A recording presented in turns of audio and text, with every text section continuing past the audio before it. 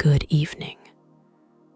I'm glad you're here, and I'm glad you chose a quiet moment for yourself. Let your shoulders drop a little, unclench your jaw, and allow the day to be finished for now. You don't need to solve anything tonight. You only need to rest, to listen, and to drift at your own pace. If your thoughts return to plans and worries, you can notice them kindly, and then let them pass like a small cloud moving across a wide sky. Take a slow breath in and a slower breath out. Feel the place where your body is supported, your pillow, your blanket, the mattress beneath you. Imagine that each exhale gently smooths the surface of your mind, like a calm hand passing over still water. In a moment, you'll step into an early summer evening, into a Japanese garden where the air is mild, the light is soft, and everything has permission to be simple. Let yourself arrive there gradually, with no hurry at all. The path begins just beyond a wooden gate, and the gate stands open as if it has been expecting you. Warm daylight lingers in the sky, but the sun has lowered, easing its brightness into a pale gold that touches the tops of leaves without demanding attention. A light breeze moves through bamboo with a quiet, dry whisper, and the sound feels like a reminder to breathe. The air carries a faint scent of sun-warmed earth and something green and clean moss, fern, and the cool idea of shade. You step forward, and the world seems to slow to meet you. The first thing you notice is how the garden holds space. It doesn't crowd you with color, and it doesn't insist you look at everything at once. There is a careful balance of emptiness and detail, a wide sweep of raked gravel, a few stones placed as if they arrived naturally and decided to stay, and the soft spread of moss that looks like time made visible. Each element feels chosen, but not forced, like a sentence with only the words it truly needs. You take another step, and your foot lands on a flat stone that is cool even after the warm day. You came here because you're learning to slow down, and you can tell that the garden is a patient teacher. You have spent many days living as if time were a narrow hallway, rushing forward, brushing past your own thoughts.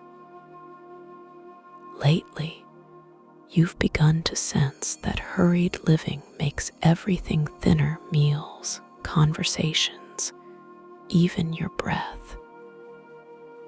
Here, the pace is different, and the difference is not a rule you must follow. It's an invitation. The garden seems to say, you may take your time now, and nothing bad will happen. A small stream runs somewhere nearby, partly hidden by stones and low plants. You can't see all of it at once, and that feels right because the sound is enough. Water sliding over rock, the quiet persistence of movement without urgency. Every now and then, there's a gentle hollow knock, bamboo meeting stone steady, unhurried, like a heartbeat you can hear with your ears. The rhythm doesn't count minutes, it simply repeats, and in repeating, it calms. You find yourself listening the way you might listen to someone you trust. As you walk, you begin to notice how your senses change when you stop trying to multitask. The breeze touches the side of your face, cool where it passes through shade, warmer where it comes over sunlit gravel. You smell wood, not sharp like fresh-cut lumber, but mellow and settled. The scent of a building that has been cared for and allowed to age gracefully. There is also the faintest trace of smoke or incense, so subtle you could doubt it, yet steady enough to feel intentional. In that softness, your mind becomes less crowded. The tea house appears gradually, not as a sudden reveal, but as something you discover between leaves.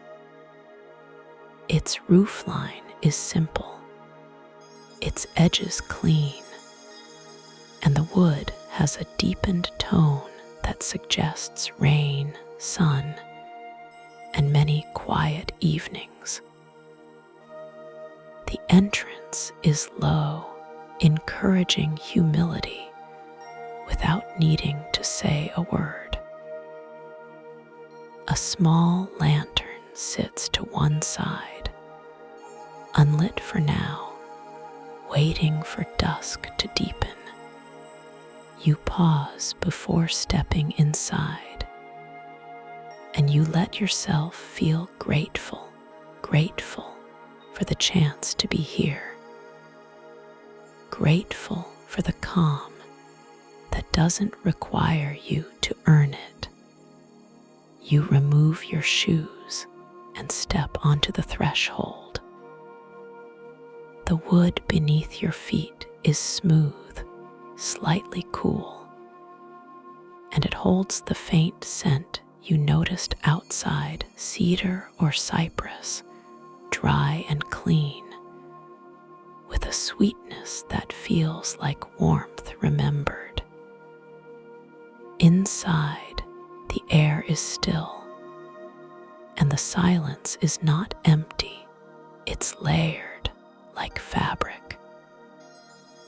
Somewhere deeper in the room, you hear water being heated, a soft, contained sound. The tea house doesn't display much. A scroll with a single brushstroke, a small vase with one sprig of green, and open space that lets your eyes rest. A host is present, but not in a way that demands conversation.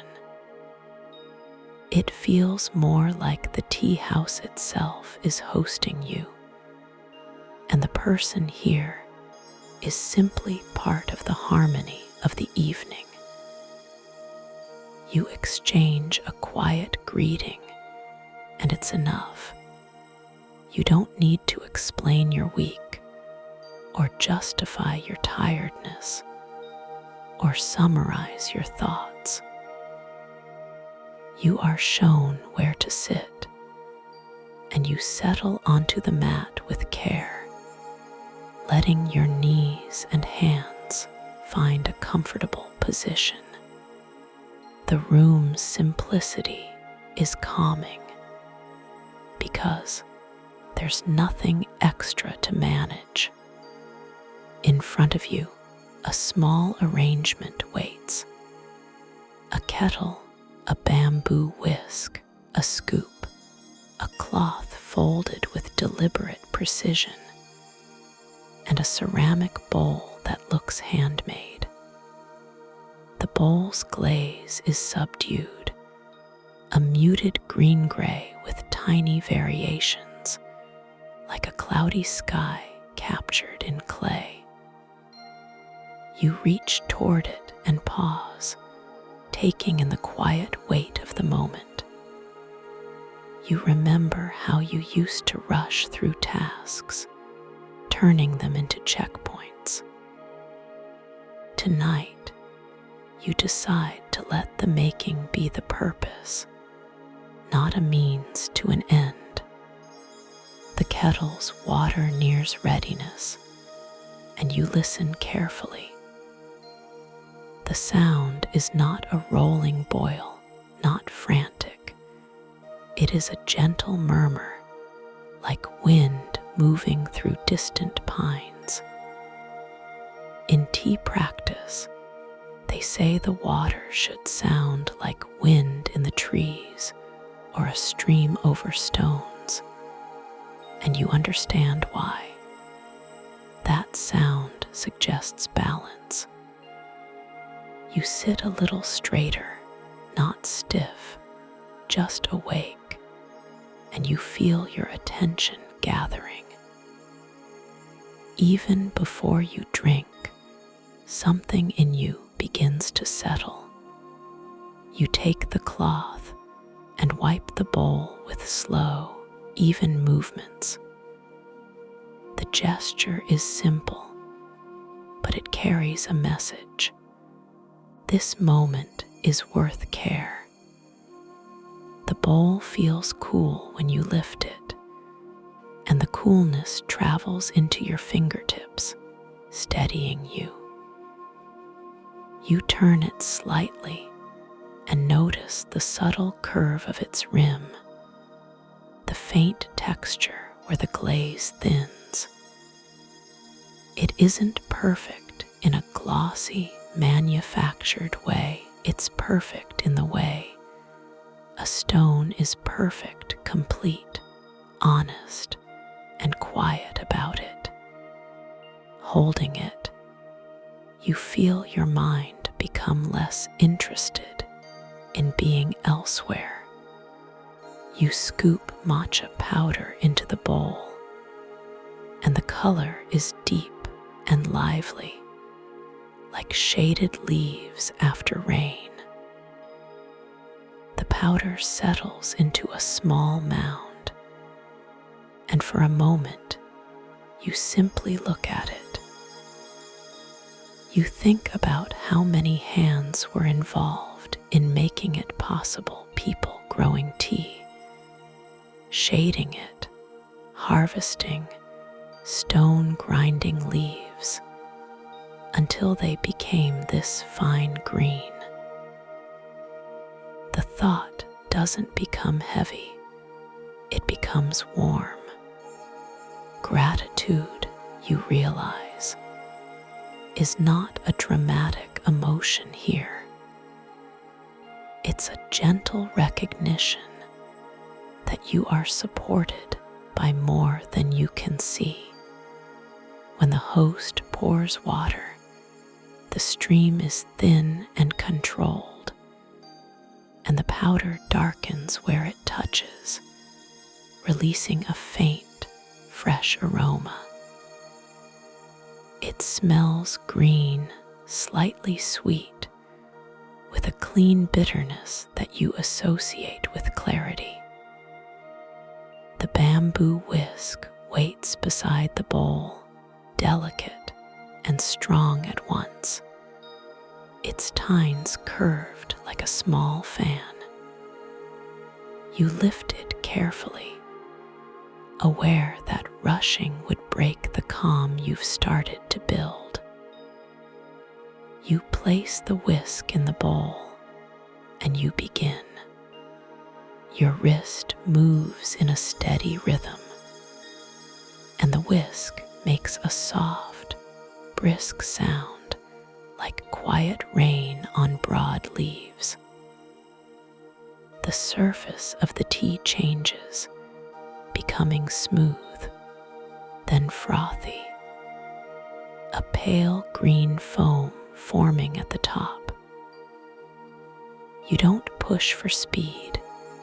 You let the motion find its own pace, as if your hand is learning from the water. The sound of whisking merges with the kettle's murmur and the distant bamboo knock outside. For once, your mind isn't trying to do 5 things at once. It's doing one thing, and it feels like a relief. When you stop, the tea's surface is even, with small bubbles that catch the light. You set the whisk down and lift the bowl with both hands. The ceramic is still cool at the base, but slightly warmer near the tea, and the temperature contrast is soothing. You turn the bowl a small amount as you were shown, and the movement is slow enough to feel ceremonial without becoming performative. You bring the bowl toward your face, and the scent rises, green, earthy, alive. You take a breath in, and it feels like inhaling a forest's quiet. The first sip is smooth and thick, with a bitterness that is not harsh, and a sweetness that arrives afterward, subtle as an echo. The warmth spreads through your chest, and you feel your shoulders soften more than you expected. You drink slowly, pausing between sips, letting the taste linger rather than chasing the next moment. Each swallow feels like a small agreement with yourself. I am allowed to be here. I am allowed to rest. The tea doesn't solve your problems, but it makes them feel less like they're chasing you. When the bowl is empty, you hold it for a moment longer, appreciating its weight. You notice the way the room holds stillness, and you realize you are holding stillness too. You aren't frozen, you're simply not compelled to move. Outside, the light has shifted again, and the evening has deepened into a softer palette.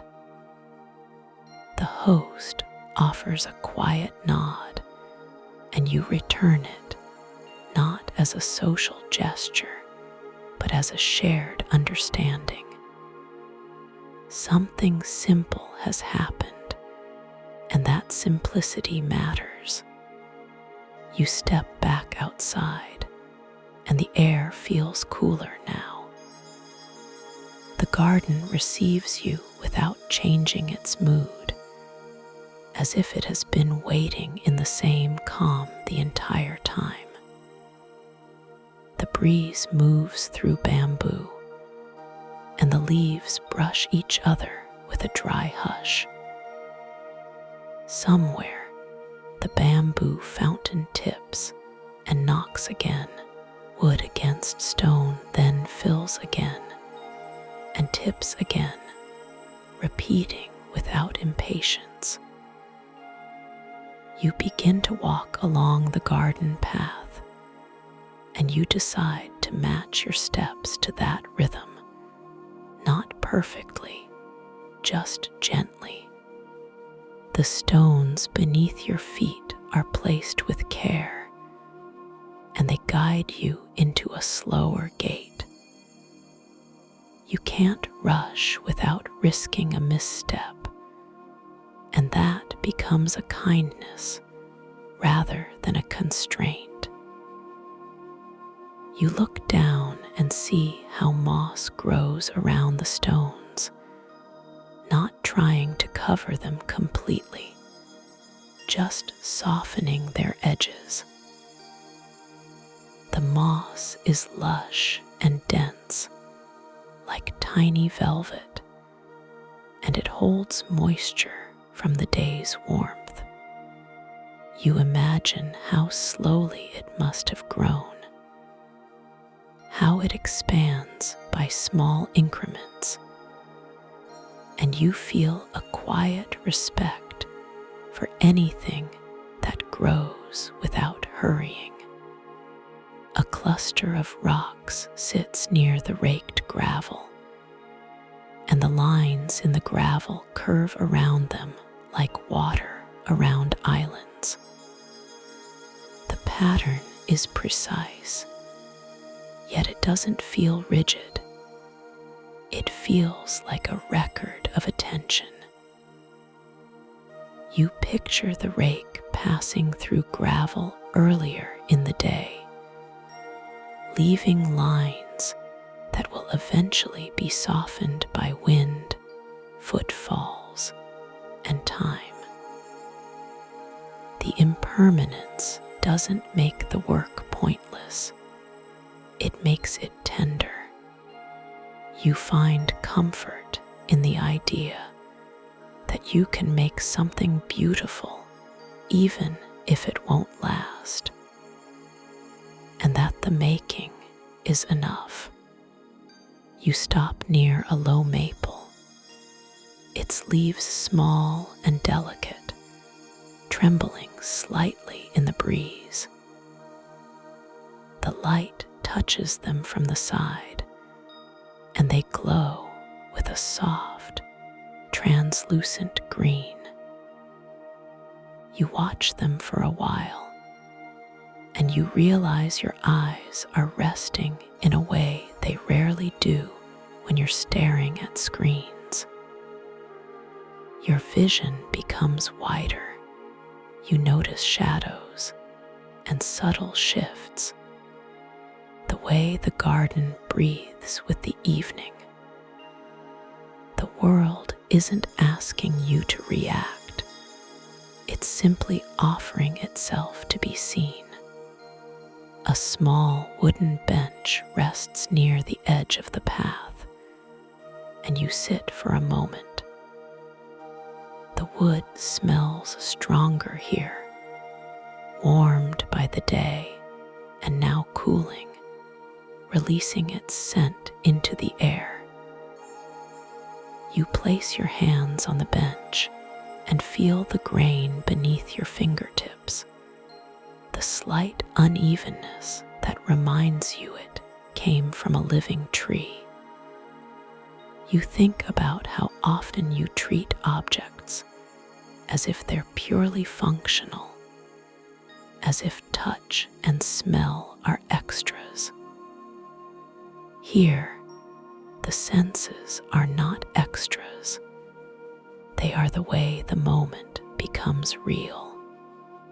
From this spot, you can hear multiple layers of sound. There is the water in the stream, sometimes louder when it slips over a hidden rock, sometimes softer when it widens into a shallow pool.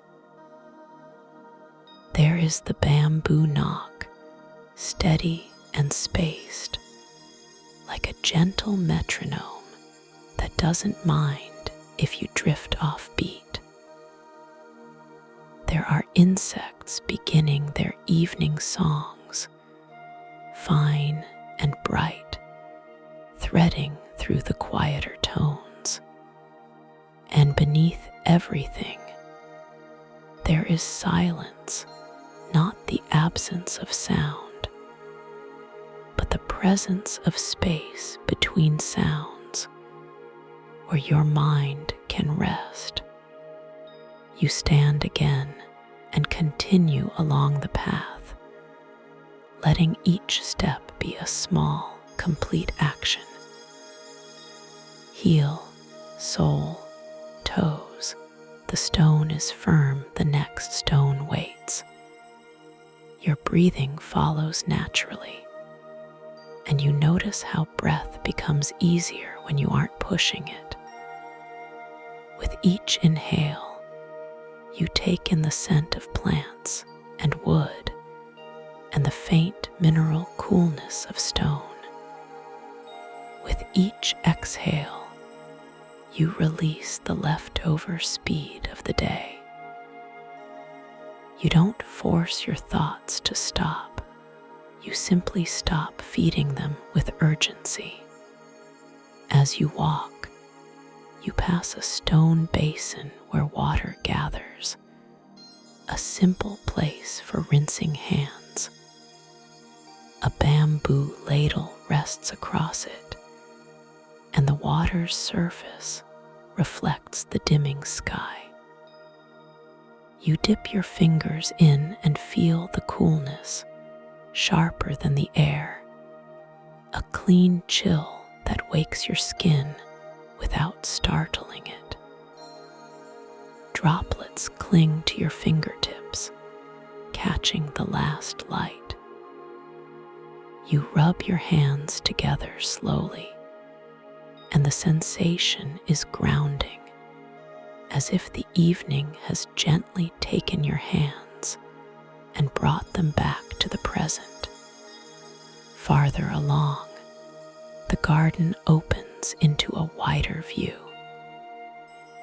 A few carefully placed stones rise from the moss like quiet shoulders, and behind them, a stand of bamboo leans slightly, moving as a group when the breeze passes through.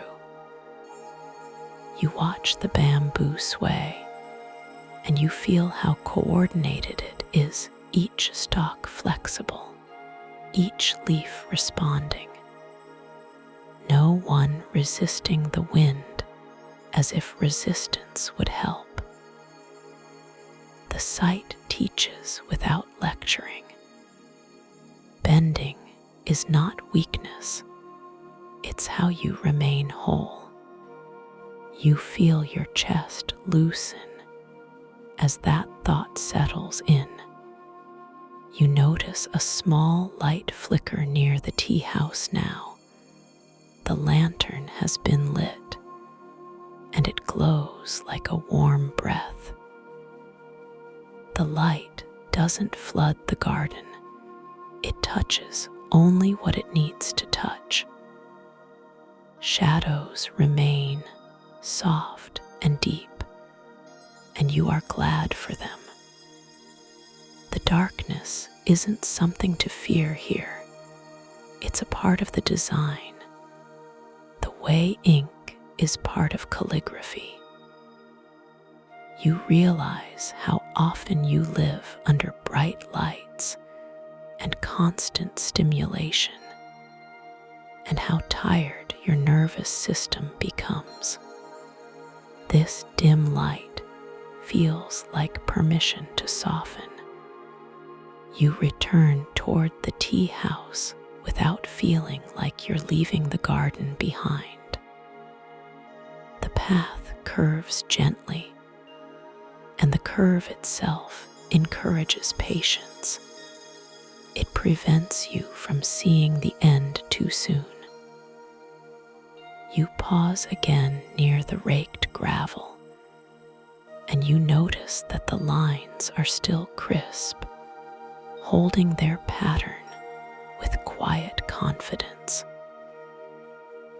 A single leaf has fallen onto the gravel, resting there as if it belongs. The garden doesn't rush to correct it. It allows the leaf to be part of the moment. Inside the tea house, the air is warmer and the scent of wood feels closer, like a comforting blanket. The host has prepared a second bowl for you, or perhaps it is simply the same bowl, cleaned and waiting, renewed without fuss. You sit again, and this time the movements feel more familiar, less like you are performing and more like you are participating. You wipe the bowl, measure the matcha, listen to the water, whisk, and breathe.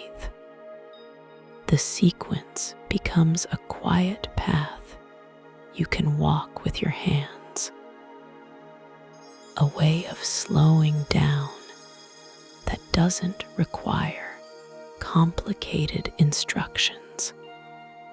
As you lift the bowl, you notice the cool ceramic again, and you appreciate it more now that your attention is sharpened. Coolness has a clarity to it, like clean linen or a clear sky after rain. You sip slowly, and the taste is steady, not trying to impress you. The bitterness and sweetness balance each other like two sides of a stone, one side rough, one side smooth, both true.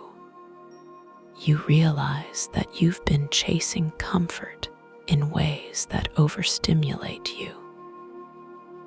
But here comfort is simple, warm tea, cool bowl, quiet room, and your own breath returning.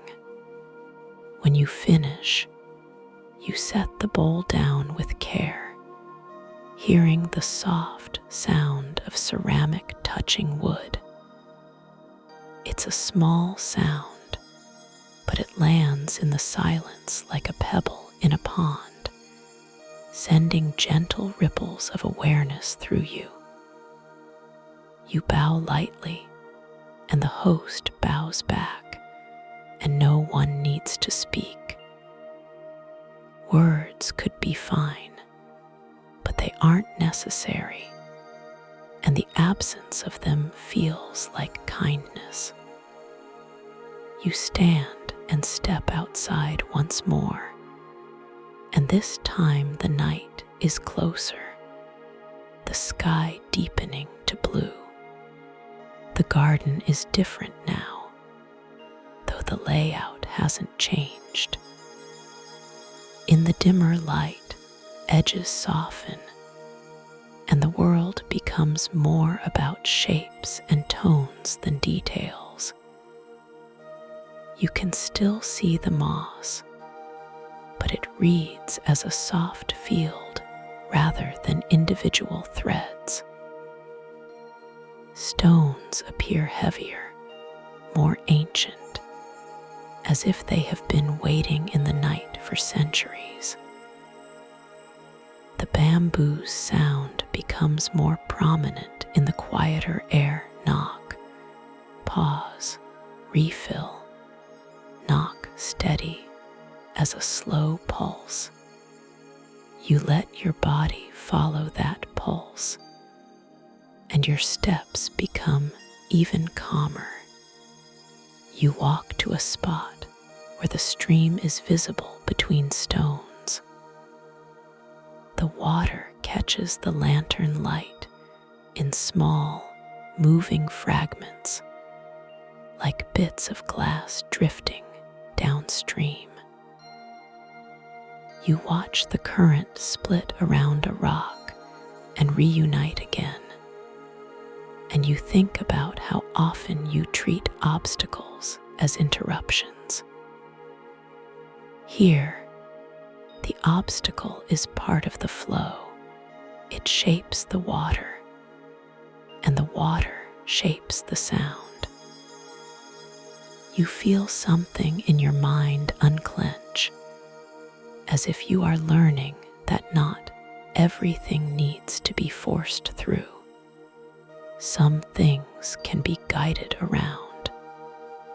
The breeze cools further, and you feel it on your forearms and neck. It isn't cold, it's simply evening arriving, the day exhaling. You notice how the plants respond. The bamboo leaves tremble. The maple leaves quiet down. The moss holds still. The garden doesn't fight the shift, it receives it. You realize you can receive things too.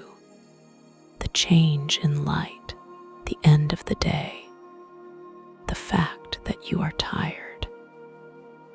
You don't have to argue with tiredness. You can let it be a gentle signal, like the lantern's glow. You find yourself thinking about tomorrow, and for a moment, the thought tries to pull you away. You might need to answer messages, make decisions, move quickly again. But then the bamboo knocks, and you return not by force, but by choice. You listen to the water again, and you let the thought of tomorrow sit at the edge of your awareness without taking the center. You tell yourself quietly, tomorrow will come whether I rehearse it or not. Tonight belongs to quiet. You continue along the path until you reach a small open area where the gravel is wide and the stones are few. The emptiness feels deliberate, like a pause in music that makes the next note sweeter. You stand there and allow yourself to do nothing. No checking, no optimizing, no measuring your progress. You simply stand, breathing, feeling your feet on the ground and the air on your skin. In that stillness, you realize how rarely you let yourself be unproductive, and how healing it is to stop performing your life for an invisible audience. A faint scent of incense drifts from the tea house, barely there, and it mixes with the smell of wood and night air. The combination is calming, like a memory you can't quite place but trust. You feel grateful again, and this time the gratitude includes yourself. You are grateful that you noticed your own speed, that you recognized how it was wearing you down, and that you chose to come here to choose softness, to choose a slower rhythm. Gratitude, you realize, is also a way of slowing down, because it requires you to notice what is present. Eventually, you return to the tea house entrance and sit on the threshold, facing the garden. You don't need more tea now, you simply want to listen.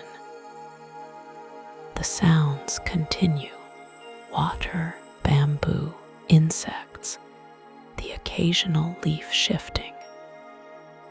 Your breathing becomes quieter, and your thoughts become less insistent, like guests who realize it's late and begin to speak in whispers. You feel the coolness of the evening seep gently into your skin, and you like it. It reminds you that the world is larger than your schedule. You imagine taking this pace back with you, not as a promise you must keep perfectly, but as a small practice you can repeat. You can boil water and listen to it. You can hold a cup and feel its temperature. You can walk more slowly, even if only for a minute, and feel your feet meet the ground. You can notice the simplest things: light on a wall, air moving through a window, the quiet between sounds. The garden isn't only a place, it's a way of paying attention, and attention is portable. The lantern's glow becomes softer as your eyes adjust, and the garden becomes a gentle arrangement of shadow and light. The gravel's raked lines are now subtle, more felt than seen. The stones look like calm silhouettes, steady in their positions. The moss looks almost like a dark river of softness, absorbing the last warmth of the day. You feel your eyelids grow heavier, and you don't resist. Sleep begins to feel close, not as a collapse, but as a natural continuation, like dusk turning into night. Before you leave the garden in your mind, you take one last slow breath. You listen to the bamboo knock one more time, and you let it be a closing bell that doesn't ring sharply. You feel the memory of the cool ceramic bowl in your hands, the warmth of the tea in your chest, the scent of wood in the air. You remember the way water sounded when it was nearly ready, the way moss softened stone, the way the path asked you to slow down. And you carry that with you, like a small, steady light. Now the garden can remain where it is, quiet and unchanged, while you rest. You don't need to hold on tightly. You can let the scene drift gently to the background. Your body already knows how to sleep, and you can trust it to do what it does. If thoughts come, you can treat them like footsteps on gravel. Notice, then let them pass. Let the night be simple. Let it be clear. Let it be kind.